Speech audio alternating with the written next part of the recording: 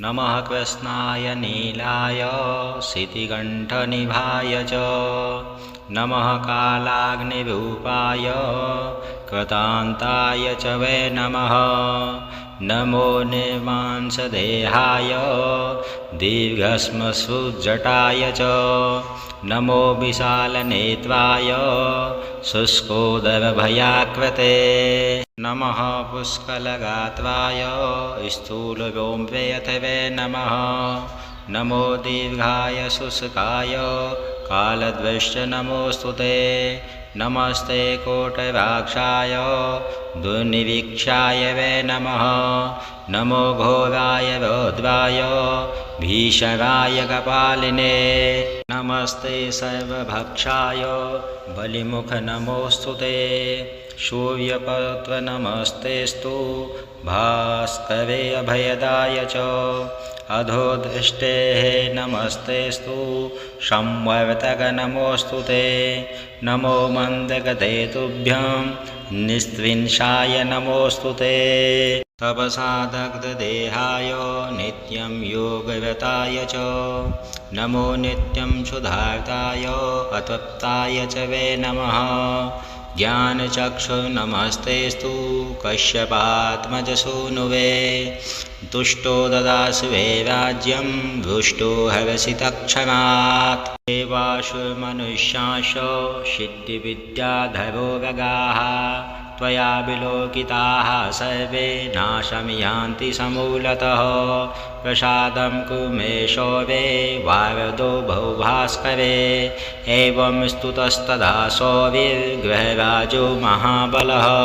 प्रसन्नो यदि मे शौर्ये वरं देहिमपेप्सिताम् अद्य प्रभृति पिङ्गाक्ष पीराधेया न कस्यचित्। नमः कृष्णाय नीलाय शितिकण्ठनिभाय च नमः कालाग्निरूपाय कृतान्ताय च वै नमः। नमो निर्मांसदेहाय दीर्घश्मश्रुजटाय च नमो विशालनेत्राय शुष्कोदरभयाकृते नमः पुष्कलगात्राय स्थूलगोम्प्रेयथवे नमः। नमो दीर्घाय शुष्काय कालद्वष्ट नमोस्तुते। नमस्ते कोटराक्षाय दुर्निरीक्षाय वै नमः। नमो घोराय रौद्राय भीषणाय कपालिने नमस्ते सर्वभक्षाय बलिमुख नमोस्तुते। सूर्यपत्र नमस्तेस्तु भास्करे अभयदाय च अधोदृष्टेः नमस्तेस्तु संवर्तक नमोस्तुते। नमो मन्दगते तुभ्यं निस्त्रिंशाय नमोस्तुते। तपसादग्धदेहाय नित्यं योगरताय च नमो नित्यं क्षुधार्ताय अतप्ताय च वै नमः। ज्ञानचक्षुर्नमस्तेस्तु कश्यपात्मजसूनुवे तुष्टो ददासु वै राज्यं भृष्टो हरसि तत्क्षणात्। देवासुरमनुष्याश्च सिद्धिविद्याधरो गगाः त्वया विलोकिताः सर्वे नाशं यान्ति समूलतः। प्रसादं कुरु मे शौर्ये वारदो बहुभास्करे एवं स्तुतस्तदा शौर्यैर्गृहराजो महाबलः। प्रसन्नो यदि मे शौर्ये वरं देहिमपेप्सिताम् अद्य प्रभृति पिङ्गाक्ष पीराधेया न कस्यचित्। नमः कृष्णाय नीलाय शितिकण्ठनिभाय च नमः कालाग्निरूपाय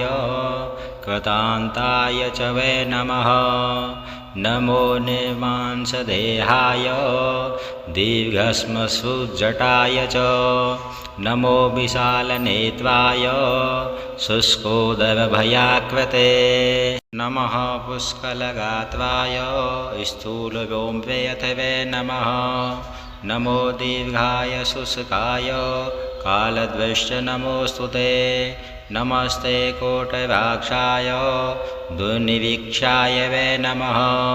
नमो घोराय रौद्राय भीषणाय कपालिने नमस्ते सर्वभक्षाय बलिमुख नमोऽस्तु ते सूर्यपत्र नमस्तेस्तु भास्करे अभयदाय च अधोदृष्टेः नमस्तेस्तु संवर्तक नमोऽस्तु ते नमो मन्दगते तुभ्यं निस्त्रिंशाय नमोऽस्तु ते तपसादग्धदेहाय नित्यं योगव्रताय च नमो नित्यं क्षुधार्ताय अतप्ताय च वै नमः ज्ञानचक्षुर्नमस्तेस्तु कश्यपात्मजसूनुवे तुष्टो ददासि वै राज्यं हृष्टो हरसि तत्क्षणात् देवासुरमनुष्याश्च सिद्धिविद्याधरो गगाः त्वया विलोकिताः सर्वे नाशं यान्ति समूलतः प्रसादं कुरु मे सौरे वारदो बहुभास्करे एवं स्तुतस्तदा सौर्यगृहराजो महाबलः प्रसन्नो यदि मे सौरे वरं देहिमपेप्सिताम् अद्य प्रभृति पिङ्गाक्ष पीराधेया न कस्यचित् नमः कृष्णाय नीलाय शितिकण्ठनिभाय च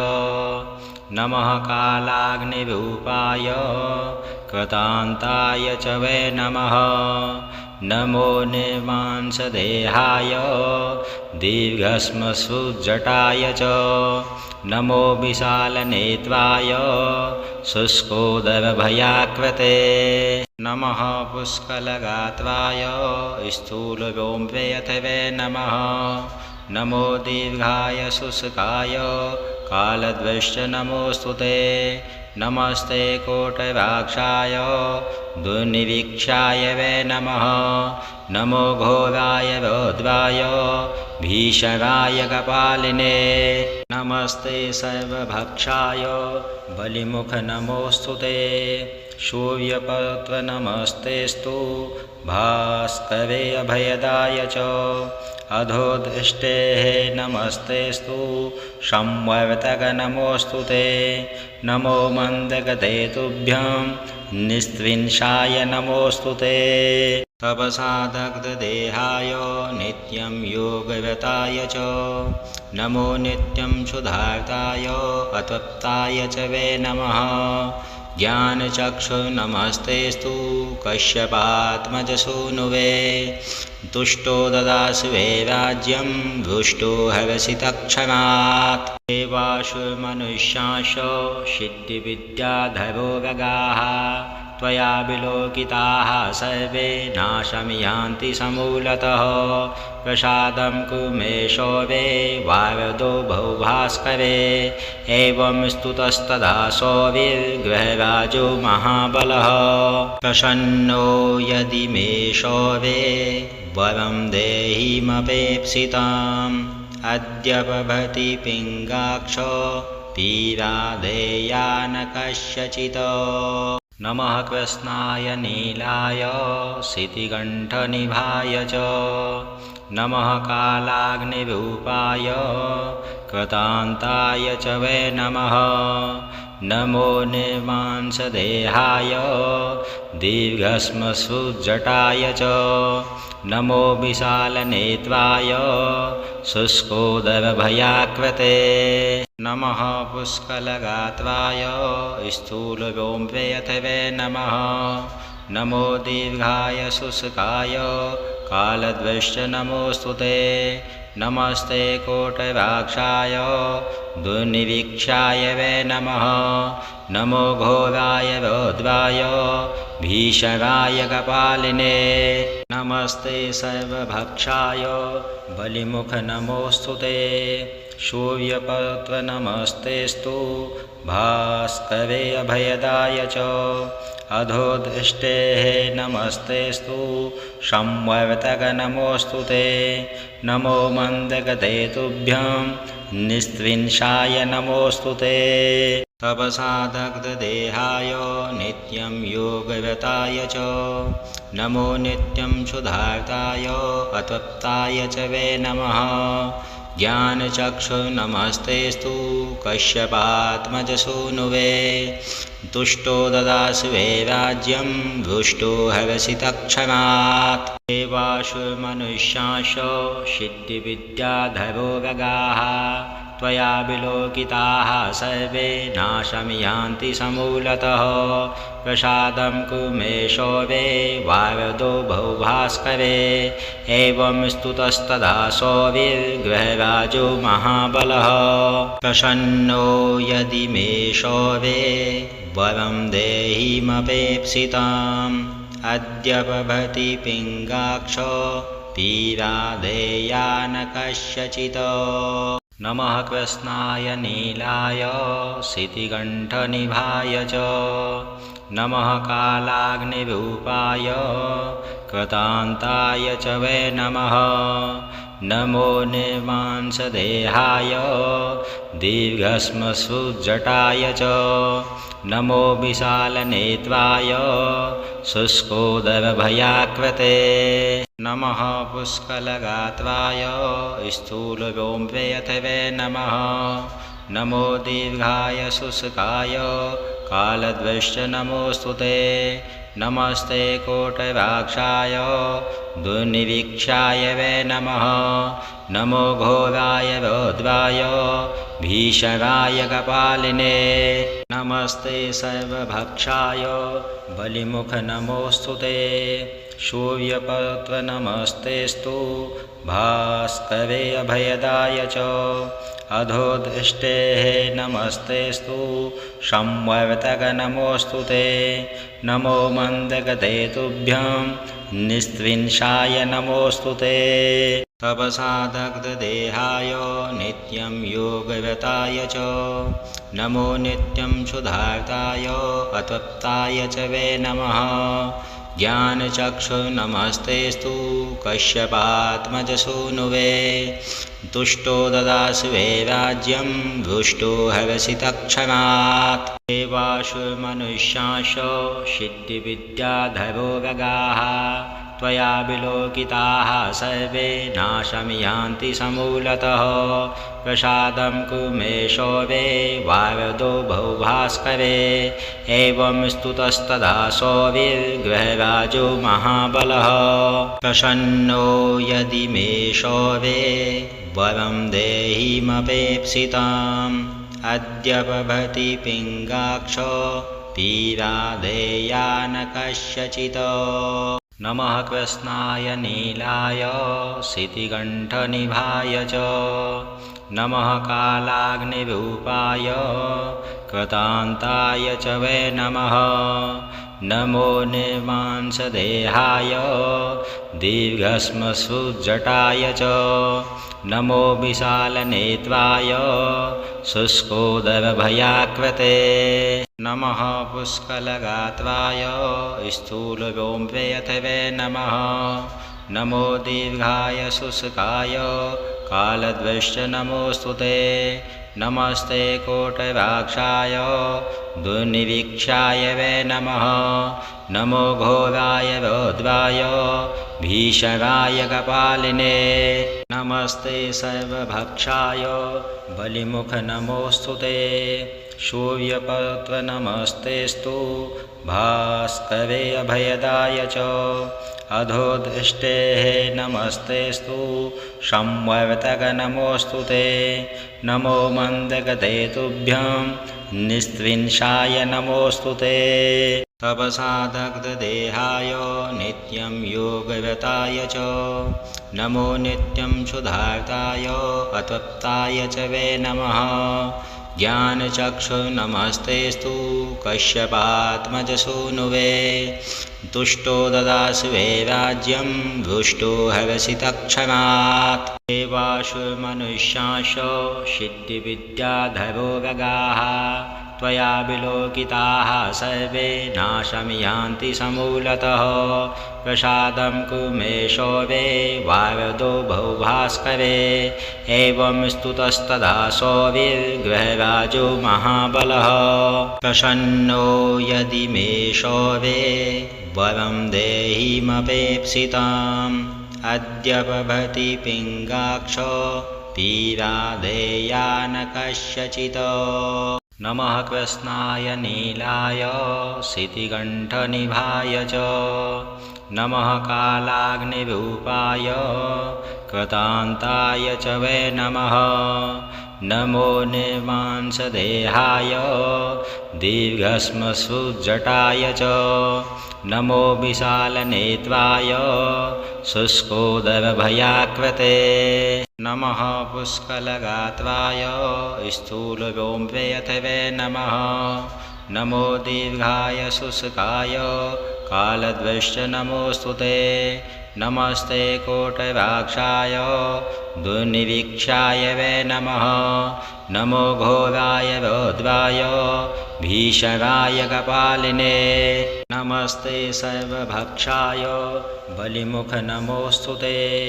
सूर्यपत्र नमस्तेस्तु भास्करे अभयदाय च अधोदृष्टेः नमस्तेस्तु संवर्तक नमोऽस्तुते नमो मन्दगते तुभ्यं निस्त्रिंशाय नमोऽस्तुते तपसादग्धदेहाय नित्यं योगव्रताय च नमो नित्यं क्षुधार्ताय अतप्ताय च वै नमः ज्ञानचक्षु नमस्तेस्तु कश्यपात्मजसूनुवे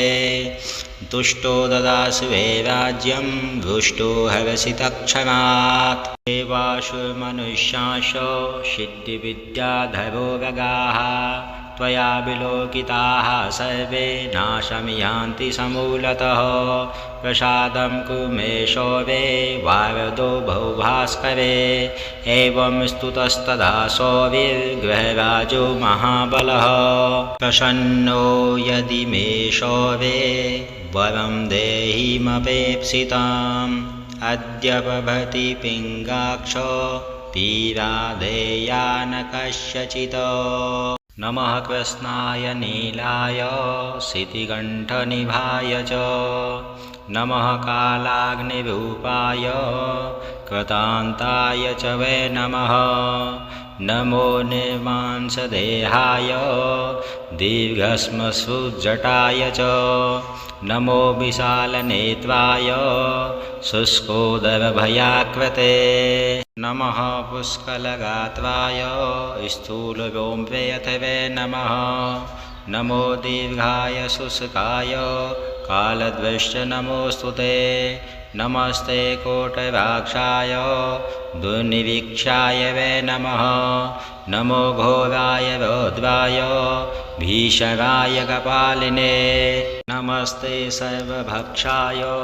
बलिमुख नमोऽस्तुते सूर्यपत्र नमस्तेस्तु भास्करे अभयदाय च अधोदृष्टेः नमस्तेस्तु संवर्तक नमोऽस्तुते नमो मन्दगते तुभ्यं निस्त्रिंशाय नमोऽस्तुते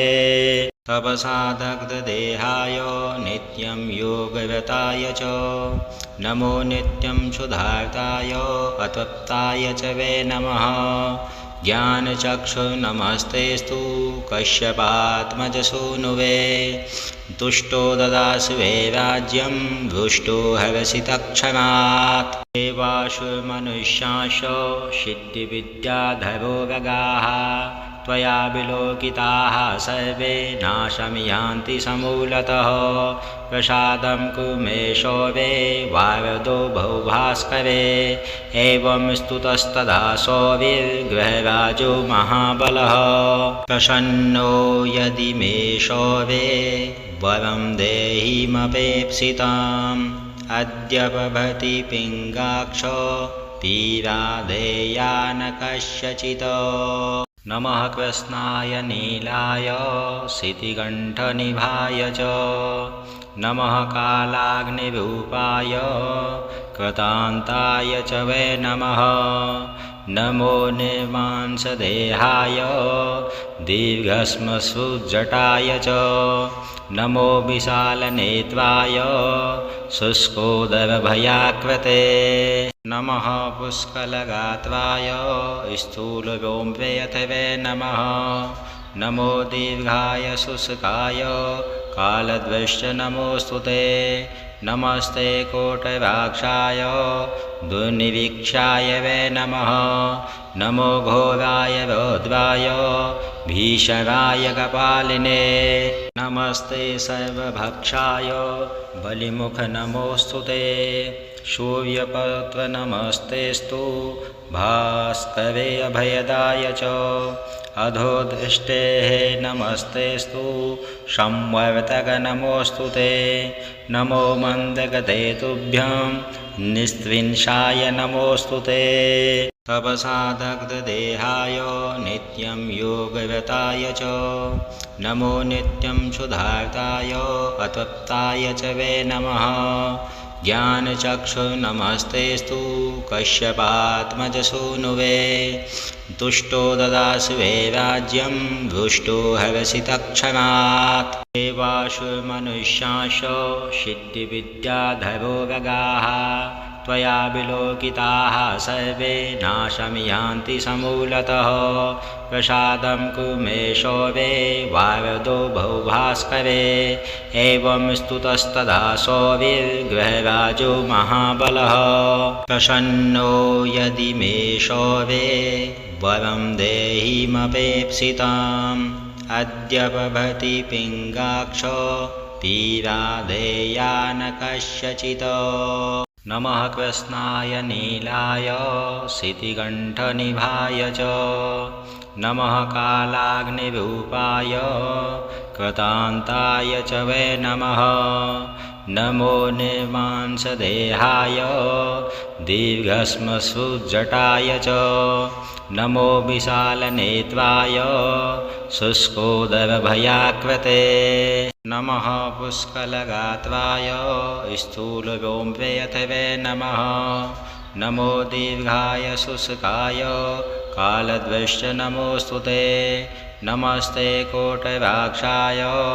दुर्निरीक्षाय वै नमः नमो घोराय रौद्राय भीषणाय कपालिने नमस्ते सर्वभक्षाय बलिमुख नमोऽस्तुते सूर्यपत्र नमस्तेस्तु भास्करे अभयदाय च अधोदृष्टेः नमस्तेस्तु संवर्तक नमोऽस्तुते नमो मन्दगते तुभ्यं निस्त्रिंशाय नमोऽस्तुते तपसादग्धदेहाय नित्यं योगव्रताय च नमो नित्यं क्षुधार्ताय अतप्ताय च वै नमः ज्ञानचक्षुर्नमस्तेस्तु कश्यपात्मजसूनुवे तुष्टो ददासि वै राज्यं हृष्टो हरसि तत्क्षणात् देवासुरमनुष्याश्च सिद्धिविद्याधरो गगाः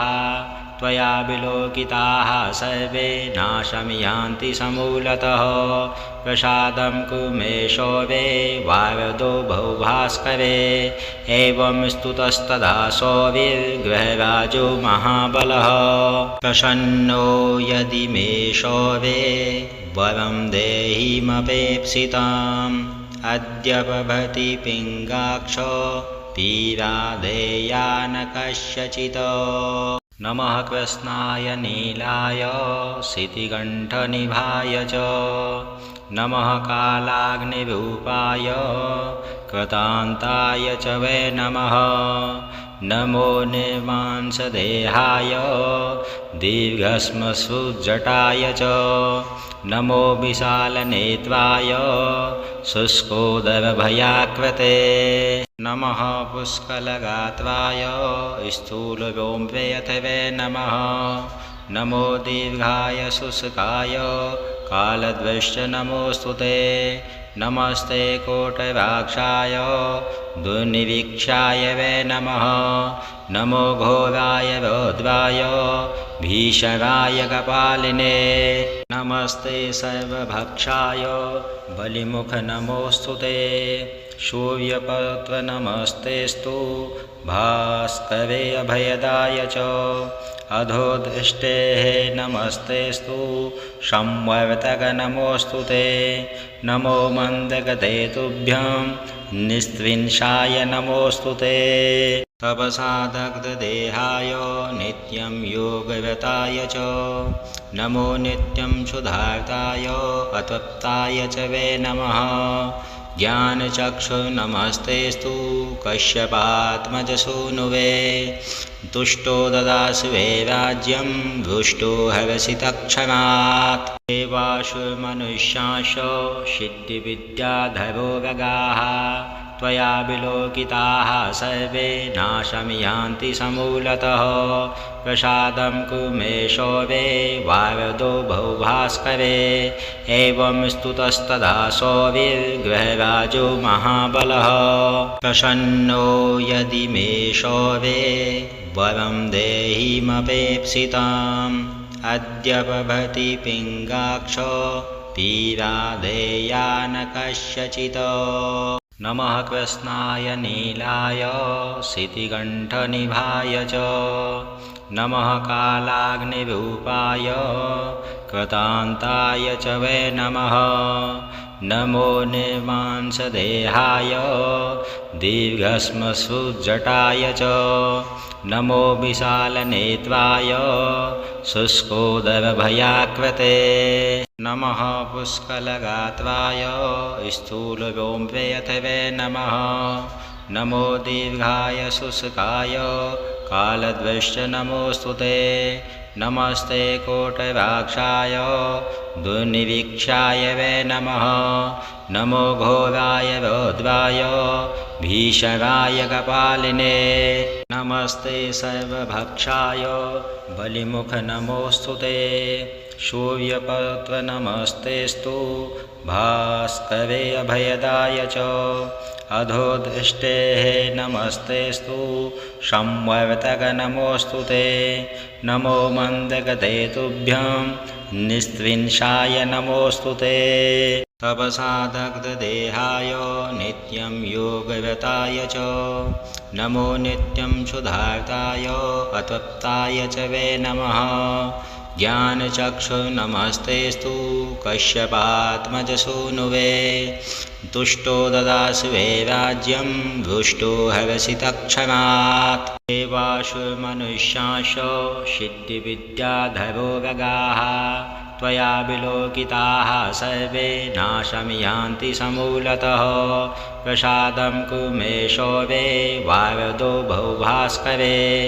एवं स्तुतस्तदा सौर्यगृहराजो महाबलः प्रसन्नो यदि मे सौरे वरं देहिमपेप्सिताम् अद्य प्रभृति पिङ्गाक्ष पीराधेया न कस्यचित् नमः कृष्णाय नीलाय शितिकण्ठनिभाय च नमः कालाग्निरूपाय कृतान्ताय च वै नमः नमो निर्मांसदेहाय दीर्घश्मश्रुजटाय च नमो विशालनेत्राय शुष्कोदरभयाकृते नमः पुष्कलगात्राय स्थूलव्योमप्रेयतवे नमः नमो दीर्घाय शुष्काय कालद्वश्च नमोऽस्तु ते नमस्ते कोटराक्षाय दुर्निरीक्षाय वे नमः नमो घोराय रौद्राय भीषणाय कपालिने नमस्ते सर्वभक्षाय बलिमुख नमोऽस्तु ते सूर्यपत्र नमस्तेस्तु भास्करे अभयदाय च अधोदृष्टेः नमस्तेस्तु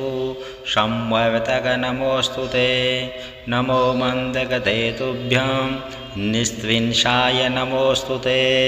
तपसादग्धदेहाय नित्यं योगव्रताय च नमो नित्यं क्षुधार्ताय अतप्ताय च वे नमः ज्ञानचक्षुर्नमस्तेऽस्तु कश्यपात्मजसूनुवे तुष्टो ददासि वै राज्यं दुष्टो हरसि तत्क्षणात् देवासु मनुष्याश्च सिद्धिविद्याधरो गगाः त्वया विलोकिताः सर्वे नाशं यान्ति समूलतः प्रसादं कुरु मे सौवे वारदो बहुभास्करे एवं स्तुतस्तदा सौविर्गृहराजो महाबलः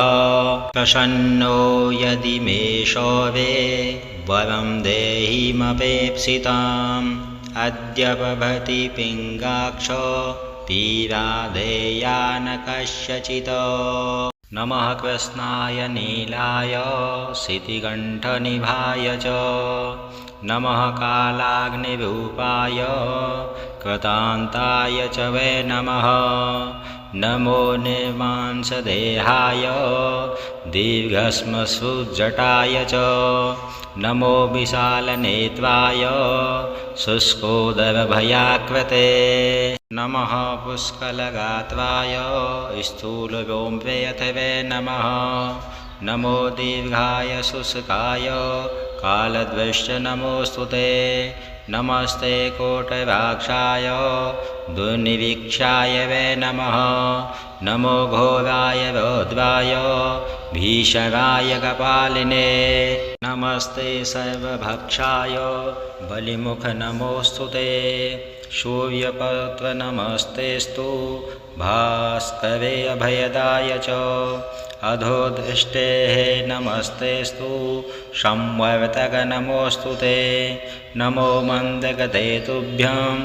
निस्त्रिंशाय नमोऽस्तुते तपसादग्धदेहाय नित्यं योगरताय च नमो नित्यं क्षुधार्ताय अतप्ताय च वै नमः ज्ञानचक्षुर्नमस्तेऽस्तु कश्यपात्मजसूनुवे तुष्टो ददासि वै राज्यं दुष्टो हरसि तत्क्षणात् देवासु मनुष्याश्च सिद्धिविद्याधरो गगाः त्वया विलोकिताः सर्वे नाशं यान्ति समूलतः प्रसादं कुरु मे सौवे वारदो बहुभास्करे एवं स्तुतस्तदा सौविर्गृहराजो महाबलः प्रसन्नो यदि मे सौवे वरं देहिमपेप्सिताम् अद्य प्रभृति पिङ्गाक्ष पीराधेया न कस्यचित् नमः कृष्णाय नीलाय शितिकण्ठनिभाय च नमः कालाग्निरूपाय कृतान्ताय च वै नमः नमो निर्मांसदेहाय दीर्घश्मश्रुजटाय च नमो विशालनेत्राय शुष्कोदरभयाकृते नमः पुष्कलगात्राय स्थूलव्योमप्रेयतवे नमः नमो दीर्घाय शुष्काय कालद्वश्च नमोऽस्तुते नमस्ते कोटराक्षाय दुर्निरीक्षाय वै नमः नमो घोराय रौद्राय भीषणाय कपालिने